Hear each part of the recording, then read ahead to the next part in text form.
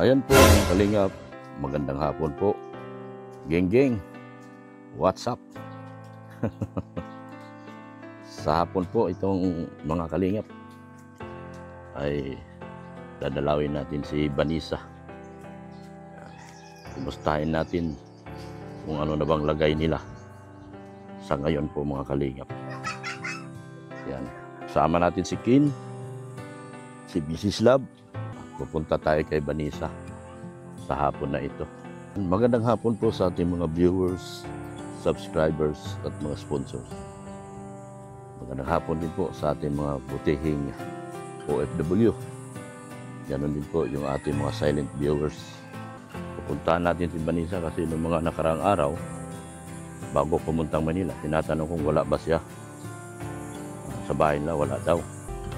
Dito na tayo.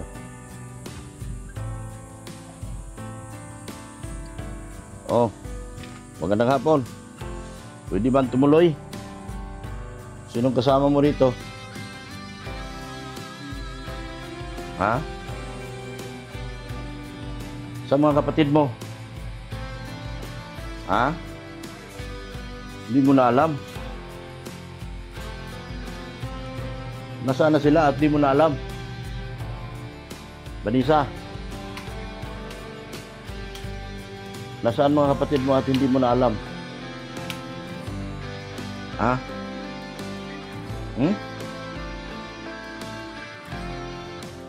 Nasaan sila at wala na dito yung mga kapatid mo? Sa labas? Bakit hindi mo na alam? Ano bang nangyari sa inyo? May nangyari ba? Ano bang nangyari sa inyo? Nawala ako. Wala man. Wala man po. Meron. Sabihin mo na. May nangyari sa inyo. Wala man po. Okay. Hindi mo pwedeng itago yung katotohanan. Dahil nagsumbong na sa akin si mama mo. Paano nangyari sa inyo? Ano po? Magulo lang po talaga. Magulo lang po. Magulo lang. Ano yung sabi ng pinalayas ng mga kapatid mo? Andyan po yung gamit ko. Ako po yung pinapalayas nila. Ako po yung pinapalayas nila. Ikaw ang pinapalayas? Ano ba talaga totoo nangyari? Saan po ako magsisimula? Oh? Saan po ako magsisimula? Pero, Hindi, kasi para malaman natin kung anong nangyayari. Dahil nagsumbong lang kasi si mama mo sa akin. Tapos, naiyak ako doon sa kwento niya. Bakit nagkaganon kayo? Ano naging dahilan? Kasi po Hirap ba? Kasi tatanungin ko rin si mama mo after this. Pero hindi po ako ang nagpalaya. Hindi po ako sinugod po ako ni mama dito. Pinapalayas po ako ni mama. Pinapalayas ka? Sa anong dahilan? Ano daw po? Sa mga kapatid ko na daw po ito. Sa mga kapatid ko na daw po ito. Ito? Ang sabi niya sa akin, iba din. Alam ko naman po, iba din naman po talaga ang kwento niya. Bakit dumating kayo sa punto na magbaranggayan kayo? Ano na po, grabe ng pahirap sa akin ni mama. Nasa point na nananakit na siya. Sinasaktan ka? May proof naman po ako, kaya. Sinaktan ka ni mama mo? Ano yung nabalitaan ko na? Paano yung pag-aaral mo? Hindi na po. Kung willing pa po kayo magtulong sa mga kapatid ko na lang po kasi yun po ang sinusumbat sa akin ni mama. Sinusumbat? Tungkol Bakit sinusumbat na kami man nagpapaaral sa'yo, hindi man si mama mo? Sa pagtulong nga po, ang gusto kong sabihin ni mama, ano daw po, hindi daw po ako nagbibigay sa mga kapatid ko. Hindi ka nagbibigay? Yung mga binibigay namin, hindi ka raw nagbibigay? Bakit daw? Hindi ko po alam. Basta ang sabi po, hindi daw po ako nagbibigay. Anong naging dahilan talaga ng inyong pag-aaway? Dahil ang alam ko, Nandito na yung boyfriend mo. Wala po, di sana ngayon po, nandito po yan. Ano po, kasi palagi na po kami ng mga kapatid ko. Lately po, palagi na po kami nag-away-away. Ano pinag-aawayan niyo? Ano na po, parang ultimo po sa pagkain, nagdadamot po sila. Nagdadamot. Ikaw may dala ng budget. Paano nangyari na? Hindi po. Hindi po. Hindi. Yung binibigay namin, di ba, sa'yo ang... Nagbibigay po ako sa kanila, may sarili mo po ako. Pero di man po baga palagi meron. Di man po baga ako nag-aasa sa kalingap. Ang akala po ni Mama, asa po ako sa inyo lahat. Kaya sabi, hindi daw po ako nagbibigay. Sabi ko, hindi nga po ako umaasa sa inyo palagi.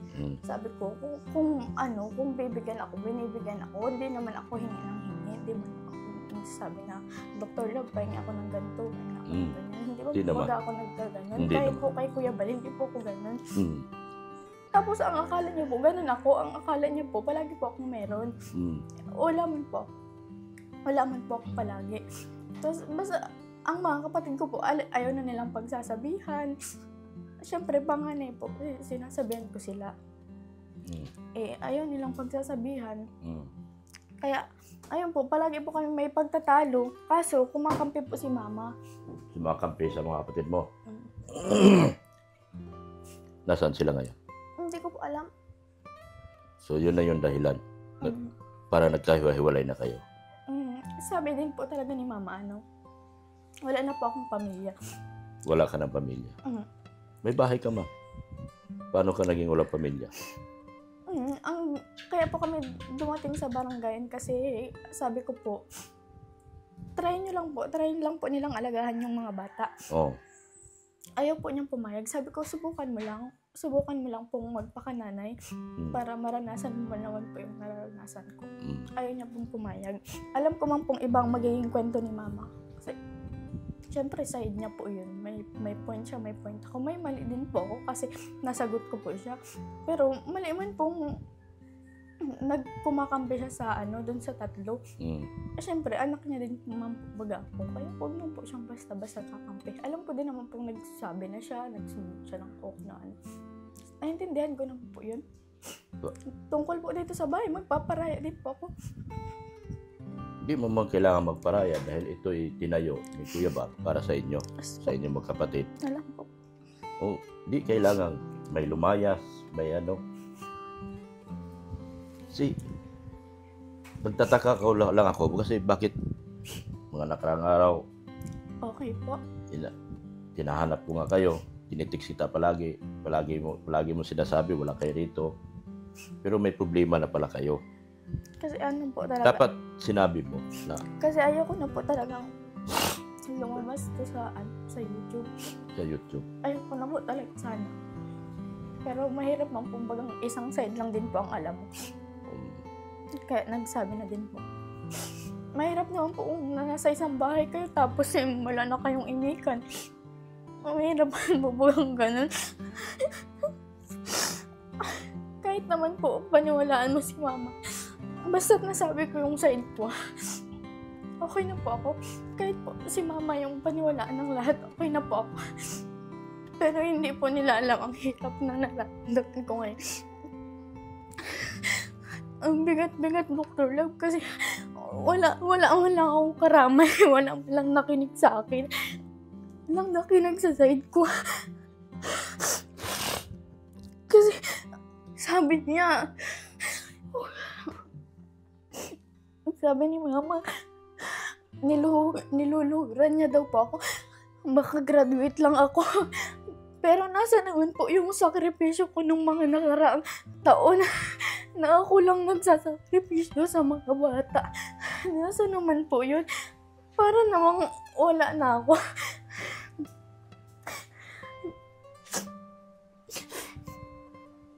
Pero okay na po yun. Malinaw naman na po sa akin. Unti-unti ko naman na po natatanggap na wala na po akong pamilya. Hindi, kasi nagtataka ako kasi sa tuwing napunta, akala ko masaya kayo, magkakapatid, masaya kayo magkasama rito. yung pala meron na kayong pinagdadaanan na pinakamatinding problema. Dumating sa punto na lagi kitang hinahanap, tinitext, nandyan ka ba sa bahay mo? Kasi meron nagpapadala sa iyo, kailangan ko ipadating yung mga padala sa iyo. At sabi mo, wala ka. Ngayon, Nung mga nakaraan po, nag-chat ka po sa akin, sa dagat lang po ako nun. Ayoko naman pong mismong malala pa yung away, tapos biglang di ang punto dito, matitigil ka na sa pag-aaral mo. Plano mo, ano ba plano mo? trabaho na lang po ako kaysa paulit-ulit po yung sumbatan. Sino sumusumbat sa'yo? Wala mang nagsusumbat sa'yo mga taga-Kalingap. Si mama. Hindi. Kailangan Kasi po ang gusto ni mama, yung tulong niyo po, halos sa mga kapatid ko. Totoo naman po ito, sasabihin ko po sa inyo nung nag-eskwela ako sa Bluefield. Binigyan mo po ako ng mahigit 5,000. Nagbigay ako sa kanila 1,500 kasi nagpaliwanag naman po ako, naintindihan niyo man po yun. Sabi ko sa kanya, ito muna mo bibigay ko kasi mahirap mo mag-aral doon, magastos. Nagpaliwanag naman po ako kung gusto ni mama. Lahat po yun sinumbat niya. pera mo yun para sa pag-aaral mo yun. Paggastos mo yun. Bakit humihingi ba sila ng pera sa tuwing nagbablog tayo? Humihingi sila? Kasi yung kapalit ka po, Yung si mama mo? may pagkukusa naman po ako, nagbibigay naman po ako. Binibigyan mo sila. Kakarampot lang yun na kukuha mo mula sa amin. Tapos magbibigay ka pa. So ngayon, ang nanginayang ako dahil matalino ka, parang pinili mo na yung boyfriend mo. Hindi po. Ha? Pinili ko po ito kasi doon gusto ni mama. Pinili mo ang tumigil, ayaw na mag-aral, dahil yan ang gusto ng mama mo. Si mama mo, hindi man si mama mo magpapaaral. Ang magpapaaral sa sponsor, hindi ko lang alam kung alin talagang totoo kasi sabi niya. May Kaya sa mo raw- boyfriend daw po. Boyfriend mo. Yun din po ang inuulit-ulit niya sa akin. Boyfriend. Kaya, Pinasok na nga po ako, sasabihin pa sa akin, nagsisinungaling ako. yung mga kapatid mo ngayon wala na. Nasa mama mo. Hindi po, nandito po sila. Andito sila. Paano na yung mga kapatid mo? Ang sabi po sa akin ng mga kapatid ko, hindi daw po nila ako kailangan. Hindi ka raw nila kailangan. Wala daw po akong naitulong sa kanila kahit konti. Nasa mama sila ni mo ngayon. Nandun sila malamang. Siguro po. Nandun sila. Siguro.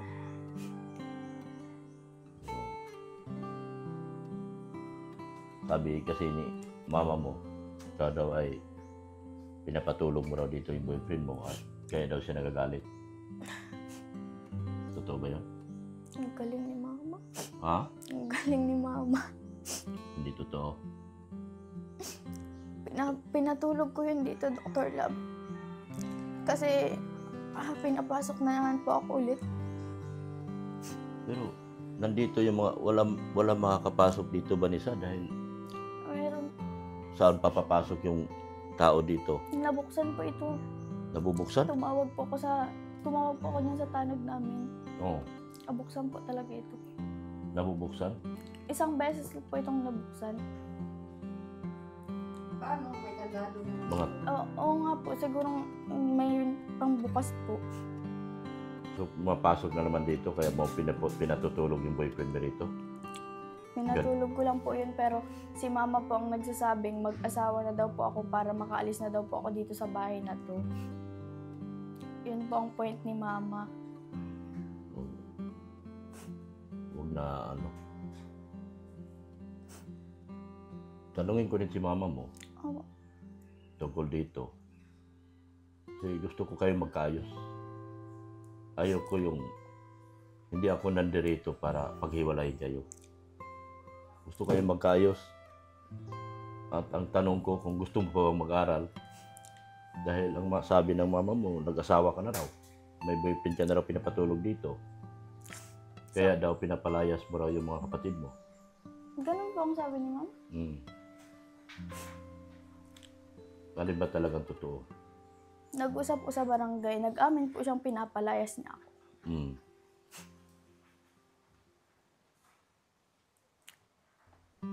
Kasi nanginayang ako sa'yo eh. Talino ka eh. Tapos masyado ka nang na-inlove sa boyfriend mo. Sa totoo lang, darating ang araw, ma-realize mo, ma-realize mo na sayang yung tulong ng kalingap. Sayang yung hinahanap kong ako talaga nagpakapal ako ng mukha para lang matulungan kita sa kolehiyo. Tapos ito na lang ang mangyayari ngayon. Titigil ka. Pero pinag-isipan mo ba ng mabuti yan? Gusto ko pa talaga mag-aral pero nag-iisip naman po ako ng mabuti na kasi nga po sabi ko nga po dun sa usap sa barangay, ang kalingap ang inaano sa akin ni mama na okay, so maadal ka pa at parugayan. Di ka man tataw magtabang sa mga tukang mo.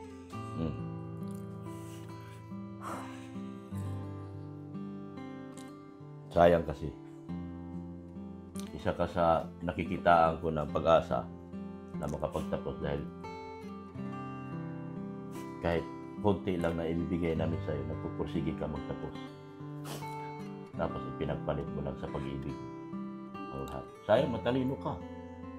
Kaso mahina ka pagdating sa lalaki. Sana inisip mo lang. At sana inano mo yun. Sabi mo nga, gusto mo ipakita sa papa mo na may narating ka. Dahil sa kabila ng itinakwil ka niya, may narating ka. At kami na yun dahil yung sponsor nagagalit pag may boyfriend ka. Ayaw ng sponsor na may boyfriend ka eh. Kaya kita sinabihan na humiwalay doon sa boyfriend o kaya laylo kayo ng boyfriend mo. Paano nga yan? Pinapatulog mo pala rito. Sana hindi ganun. Sayang. So ano bang plano mo sa buhay mo ngayon? Hindi ko pa po alam. Hindi ko pa po alam. Mga kapatid mo, anong plano mo? Nagkakahiwalay kayo dahil sa ganyang problema. Hindi na po kami Tinagaan ko naman, Dr. Lab. Ilang buwan naman po akong nakiusap na maayos. Kaya lang din na po talaga kaya. Hindi mo na kaya. Hindi naman po to palaging tungkol sa may boyfriend. Kasi, siyempre, yung pakikitungo din po baga ng mga kapatid. Nagtakpan ko man po sila sa inyo na paulit-ulit na okay kami. Kasi wala hindi na po talaga kaya. Magulo na ba ang buhay niyo simula noon pa? Hindi man po. Hindi man po. Anong sabi mo, pinagtakpan mo? Nung mga nakaraang buwan lang po. Na? Laban na po kasi nila sa akin eh. Ba't nakapadlock yung kwarto niyan? May tao dyan? Wala po. Bakit nakapadlock? Kwarto po yan ng mga kapatid ko. Sino na padlock niyan? Sila po. Baka nandyan yung boyfriend mo. Tinago mo. Bukas naman po yun. Wala po yung tao. Nakapadlock eh. Pero ano pa man, hindi ko alam kung saan ako lulugar sa inyo eh. Kasi sayang, doon ako nang hinayang sa tulong para sa iyo sa kolehiyo, Vanessa. Hindi pa naman huli Sana. Kailangan decision mo, Vanessa, hindi kay mama mo. Bakit habang buhay ka ba mag-asa kay mama mo? Para sa future ng, lalo na sa'yo, kung gusto mong tumulong talaga sa mga kapatid mo. Kasi hindi pwedeng Noon pa naman, wala naman pakialam si mama mo sa'yo, di ba? Ikaw ang masusunod ng desisyon mo kung gusto mo gumaan yung buhay mo balang araw.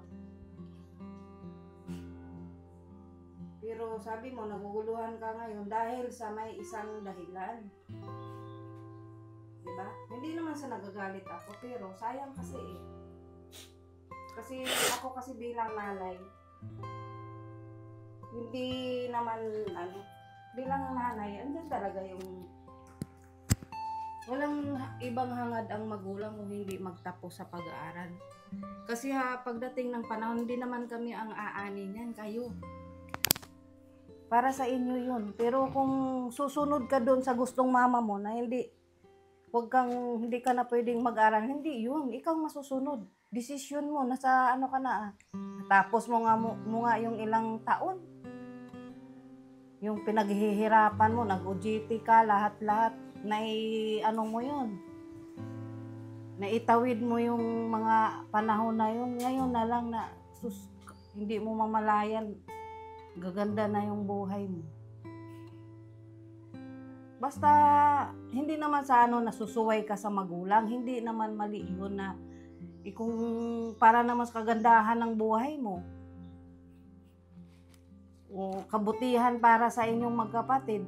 Hindi naman masama sigurong suwayin mo yung mama mo na huwag ka mag-aral. Kaya nasa isip ko, hindi si mama mo ang masusunod. Kasi ako bilang anak, pag gusto ko talagang mag-aral, gusto kong may plano ako sa buhay ko na hindi habang buhay ganito. Di ba sabi mo nga, pag malaki mo sa tatay mo na ganito, kahit wala siya, kaya mo. So, di ba, sana yung mga salita na yun, sa isang ganito lang, titigil ka. O, nasa sayo yun. Pero, bilang nanay, dahil naranasan ko din yung, nagdaan ako ng dalaga, hanggang sa nagkapamilya, hindi basta ganun lang na magkaroon ka ng pamilya. Hindi pwede yung once na nagdesisyon ka na mag-asawa ka na, napakahirap yun. Dahil naranasan ko eh. Hindi yung pwede na pag ayaw mo na, pwede mo nang tulad ng kanin. Kung ayaw mo, pwede mong idura. Pero pagdating sa magkapamilya ka na, magkaroon ka ng anak. Kung anong hirap na yung naranasan mo ngayon, kung ikaw talaga, kung totoo kung halimbawa, desisyon mo na mag-asawa ka na lang, grabe yung hirap ng aanuhin mo. Okay pa yung problema mo ngayon dahil wala ka pang anak. At saka malalaki na yung mga kapatid mo. Hindi yan hirap pasunurin. Kasi 'di ba noon una naman kayo lang magkapatid, okay naman kayo, 'di ba? Okay naman kayong magkapatid at nanghinayang din ako doon sa mga kapatid mo. Kung 'di ba sabi ko nga magpakatatag ka, magpakalakas ka dahil yung mga kapatid mong tatlo sa'yo kumukuha ng lakas yun. Kasi wala naman yun sa mama mo eh. Sanay kayong kayong apat nagsasama tapos ngayon bigla. Nagulat din na lang ako ngayon sa naririnig ko sa inyong dalawa ni Dr. Love na. Siyempre, yung mga kapatid mo parang mga anak ko na rin yun. Parang nagulat ako at hindi ko matanggap na kayong magkapatid maghiwalay. Kasi wala kaming pangarap na kaming dalawa na hanggang sa makatapos kayong apat na okay kayo. Diba lagi kong pinayo sa inyo na magtulong-tulong kayo. Kung sa isang bagay lang, kung sa isang taong dahilan na magkahiwalay kayo ng apat, parang kahit akong magulang, parang ang sakit ah. At saka alam mo pag ikaw hindi ko alam kung anong mangyayari sa mga kapatid mo. Baka magkanya-kanya na rin yan mag-asawa. Kasi wala na silang sinusundan na Samantalang kung ikaw, di ba sabi ko magpakatatag, straight ka lang para din yung mga kapatid mo. Baka ngayon, di ka na mag-aral, hindi na rin mag-aral mga kapatid mo. Kasi nga pero hindi pa naman huli. Pwede pa nating ayusin yan. Kayo, magkasundo-sundo kayo. Kayo, yung mga kapatid mo, siguro naman, pwede rin namin makausap na mag-ayos kayo, hindi pwede yung ganun. Kahit man sa pagdating ng panahon, mag-asawa man kayo pareho, naayos yung relasyon nyo. Hindi pwede yung basta na lang ganun. Parang nagulat ako ngayon sa naririnig ko sa kwentuhan nyo kasi wala din akong alam. Siguro siya may alam, ako wala. Pero bilang magulang parang hindi ko tanggap na maghiwalay kayo. Kasi nasanay nga kami na kayong apat, nagsama-sama. Masaya ako, proud na proud pa ako na kahit wala kayong magulang. Okay yung relasyon nyo, nagsama-sama kayo. Tapos ngayon magulat na lang ako na ganun na pala kayo. Dapat pag may problema man, magpag-usapan. Huwag idaan-daan sa yung ganun. Kasi kayo na nga lang apat alam naman namin talaga, hindi naman natin ipagkaila na kayo, hindi na kayo inaano ni mama nyo. Tapos ngayon malalaman ko, mga kapatid mo mawala lang dito sa bahay na to sa isang dahilan lang. Parang hindi naman Pero ito lang masasabi ko, pag-isipan mo, maigi yan. Kasi hindi pa naman huli ang lahat. Wala namang problemang hindi maaayos eh. Kung talagang mahal ka ng boyfriend mo, pabayaan ka muna niya na mag-aral. Diba? Mag-antay siya.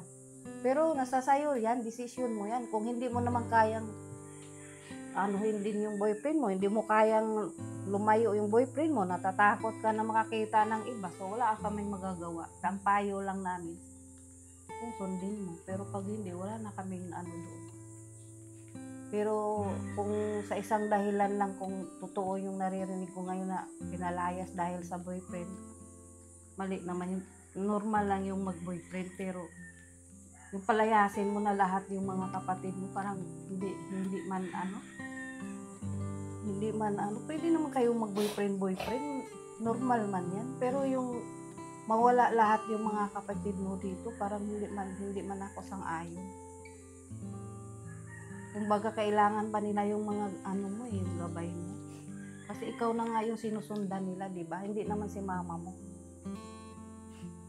Kaya pag talaga, hindi kayo magkaayos, yung mga kapatid mo, hindi ako magkamali na baka na rin, magpariwara, mag-boyfriend, mabalitaan na lang namin na sumama na rin sa lalaki. Kasi nga wala ka na.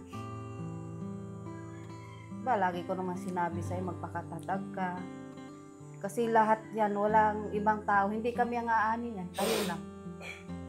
Pero ngayon, matanong ko sa'yo, ano bang plano mo? Talaga, ayaw mo nang mag-aral? Malito pa po kasi di ba man po kami sabi mo nga po, wala akong problema, hindi na ayos. Wala pong problema hindi maayos. Nandyan lang yan, normal lang yan sa mga kapatid na minsan nag-away-away, pero normal lang yan. Pero yung sabihin na pati pag-aaral ninyo maapektuhan, parang hindi naman. Lalong-lalo na ngayon, may nangako na magpaaral sa'yo. Tiyagaan mo na lang. Kahit sobrang hirap yan, alam ko naman kaya mo yan. Malalagpasan nyo naman po. Para sa ikagagaan din ng buhay nyo, hindi naman kami ang aani nito, kayo pa rin. Kung baga kami nga, nagtsatsaga nga kami dito magbalik-balik sa inyo, di ba?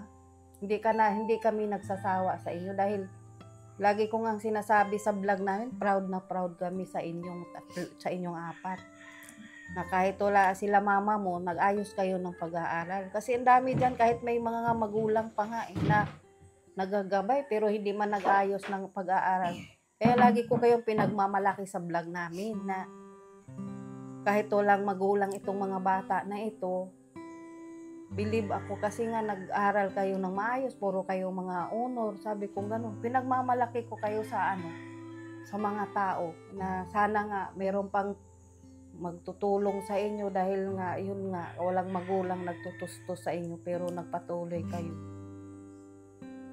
Yun lang, kasi kung magpakahina ka nga ngayon, manghina din yung mga kapatid mo. So paano yan? Kaya sabi ko sa'yo, hindi pa huli. Pag-isipan mo ng mabuti. Kasi akala mo pag nag-asawa ka, ganun-ganun lang. Ako naranasan ko mag-asawa, Vanessa. Kasi diyan din ako galing. Kaya ko sa'yo na sana bago ka mag-asawa, yung okay ng lahat. Saka hindi kayo magsamaan ng loob ng ng mga kapatid mo. Kayo pa rin, kahit mag-asawahan na kayong lahat, okay pa rin ang relasyon mo. Eh, yung mga kapatid mo, pwede namin kausapin yun na mag-okay na kayo. Hindi pwedeng gano'n. Kasi wala namang problema hindi maaayos. Kami naman, hindi kami natingin sa isang lang na ikaw lang titingnan namin. Natingin kami, doon lang kami, nakampi kami sa mama mo at kapatid mo. Hindi yun. Kailangan namin ibabalance. Hindi pwede yung gano'n basta ka lang mag-desisyon. Nakakapanghinayang dahil mayroon tao na gusto na makatapos kayo, di ba? Kung baga kami, andun lang din kami, nandyan kami nag-aalalay sa inyo. Napaka-proud ako sa inyo, lagi ko kayong pinagmalaki sa tao. Na hindi masasayang yung mga tulong kasi nga nag-aayos kayo. Tapos ngayon parang nagulat na lang ako eh. Tapos magdesisyon ka magtrabaho. Ang trabaho, nandyan lang yan. Tapusin mo yung mo. Pwede ka mag-abroad. Balang araw, ikaw na naman yung katulad namin na nagcha-charity. Saka ikaw na rin yung isang taong nagbibigay na sa mga kapitbahay natin or mga kababayan nating hirap na hirap sa buhay. O, di ba? Laking yun. Kung makapag-abroad ka, makatulong ka ng isang tao. Laki na ng yun sa Panginoon. Na may tao kang natulungan. So, ano na plano mo?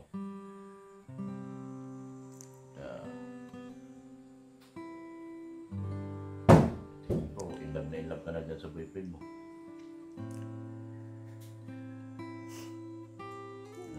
Nandyan man. Hindi ka na makabitaw. Hindi naman sa sinasabi kong ayaw ko, problema, ang inano ko lang. Sana magtapos ka sana muna. Pero kung hindi ka na talaga pwedeng pigilan, wala naman kami magagawa para sa iyo.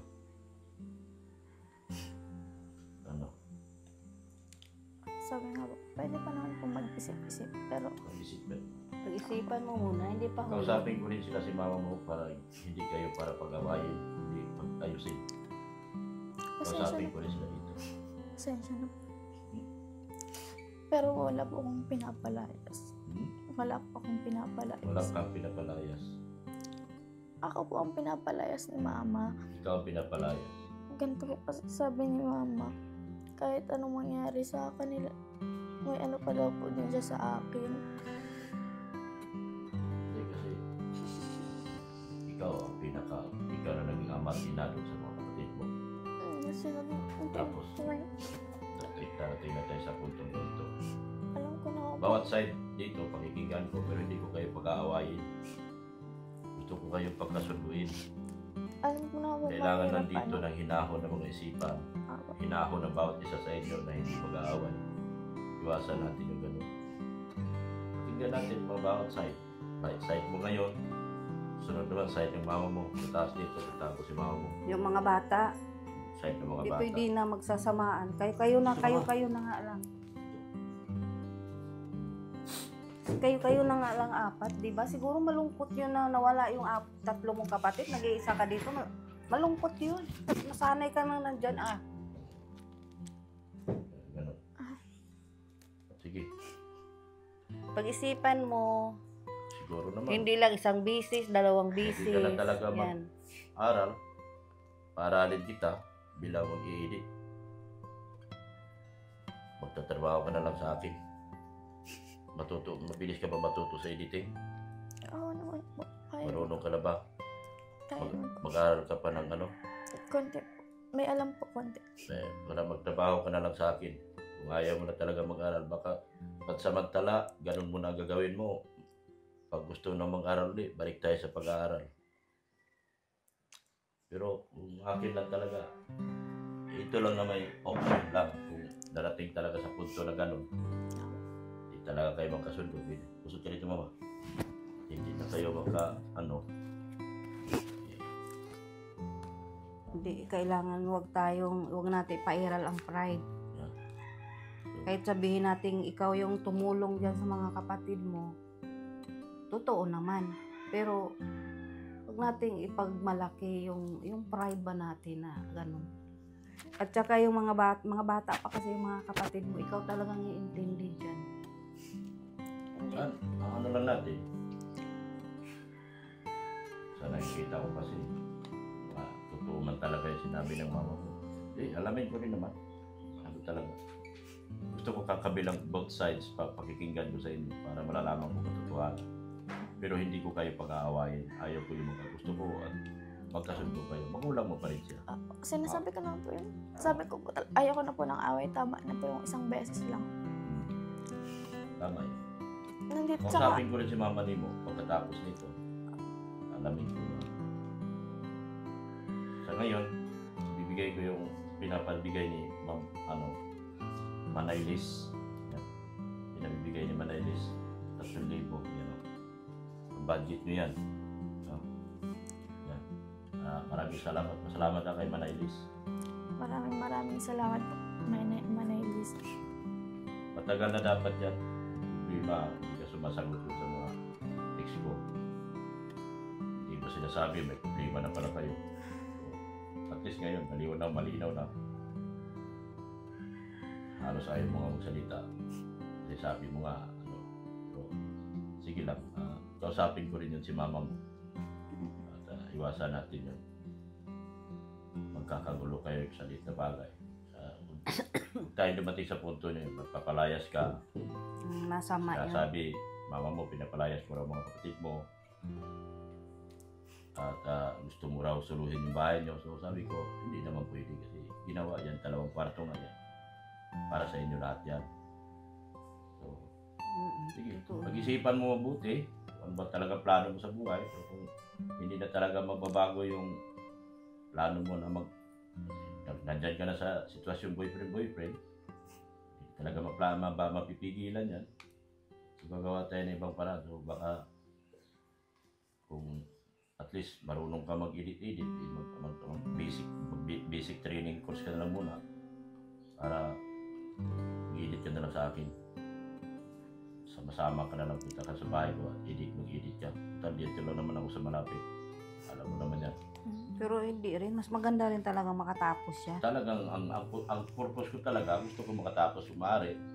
Tapusin niya yung call ano off niya. mo na sa boyfriend. Tal kung boyfriend mo, kung mahal ka niya, makapag-antay yan. Mag-antay yan para din naman Kaso, sa Sa kinabukasan ninyo nakikita ko yun. sa matatalinong bata, mahina pagdating sa pag-ibig. Parang ikaw yun. Sayang yung talino mo. Diba? Sayang yung pinapabalik ka namin sa eskwela tapos hindi mo lang inagapan. Sayang yung sponsor. Sayang yung sponsor. Ang sponsor ang sayang. Hindi huwag mo akong panghinayangan dahil ako talagang ang papel ko lang sa buhay nyo manghingi ng sponsor para kayo matulungan.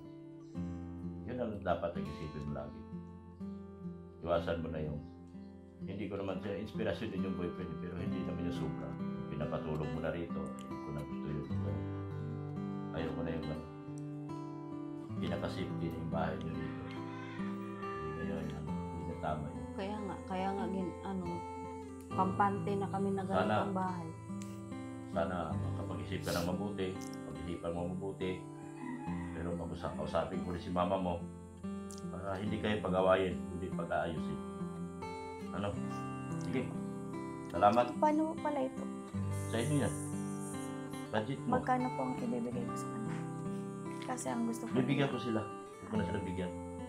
Pupuntahan ko sila ngayon. Budget nyo yan. Pag umuwi dito mga kapatid, budget nyo yan mga kapatid nyo. Sa inyo nga lahat yan. Sa inyo lahat yan. Hindi yan para sa isa lang. Sa inyo. Kaya nga binigay Sa inyo ni lahat. Manaylis yan dahil nga sa inyo. Maliwanag yan sa inyo lahat yan. Pero pupuntahan ko rin si mama mo naman doon para kunin yung panig niya. Para bibigyan ko rin si paggastos yung mga kapatid mo. Nandun siya, alam ko nandun mga kapatid mo sa nanay mo. Sige na. Maraming salamat po mga kalingap. Thank you so much po. Kay Kuya Bal, kay Ate Edna, kay Kalingap Rob, kay Ma'am Jack Tapia Matubang. Pa-support at pa-subscribe na po sila. Thank you so much po. At sana iwasan lang po natin yung basing dito. Inaayos ko lang po itong problema dito sa kanilang magkapatid. At iwasan po natin yung mga basing po. Kasi gusto ko lang sila mapag-ayos. Alam ko na to yung problema na to, pero hindi ko inaano kasi gusto ko lang sila mapagayos. Yung both sides nila kausapin ko para malaman yung hindi para pupunta ako sa kaliwa, pupunta sa kanan. Pupunta ako rito para maggigitna ako sa kanila at pag-ayusin sila muli. At sana mapabalik ko sa pag-aaral si Vanessa dahil yun naman po talaga ang layunin ko, ang mapaaral siya at makapagtapos. Kung ganun pa na, salamat po ng marami sa inyo, mga kalingap. Thank you so much po. Bye-bye na po, mga kalingap. Maraming salamat po, Manay Liz, Kuya Bal, Dr. Love. Maraming salamat po sa inyo.